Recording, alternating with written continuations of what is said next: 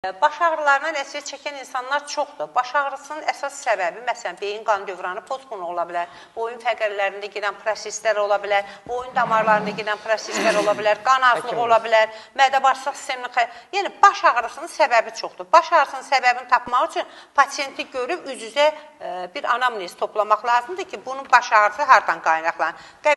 Qəbizlik də baş ağrısı verə bilər, köp də baş ağrısı verə bilər, beyin qan dövranı pozğunluğu baş ağrısı verə bilər, qan azlığı baş ağrısı verə bilər, boyun fəqərlərindəki proses baş ağrısı verə bilər, boyun damarlarında gedən problem baş ağrısı verə bilər, zob baş ağrısı verə bilər.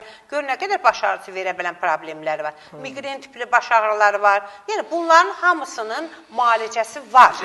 Yəni, xüsusi müalicə aparatları ilə eləyirik biz onu. Aradan qaldırıq. İğnəsiz, dərmansız. Yəni, baş ağrı dərmanı daimi ağrı kəsici atıb, qanımı da, mədəmi də xərab eləmirəm. Bu bir. İkinci, yuxu pozğunluğundan əziyyət çəkən insanlara müraciətim ondan ibarət. Biri var, yuxu pozğunluğu iş şəraitindən bağlı olaraq insanın yuxu pozğunluğu yaranır. Gecə isminində işlədi, məsələn, biraz o ismini dəyişdi, o problem yarada bilir. Biri var, beyin fəaliyyətində müəyyən pozuntu var, onunla bağlı yuxusu pozukdur, yata bilmir. Bu insanlara ciddi müalicə lazımdır. Çünki yuxu pozğunluğu ciddi xəstəliklərə yol açır.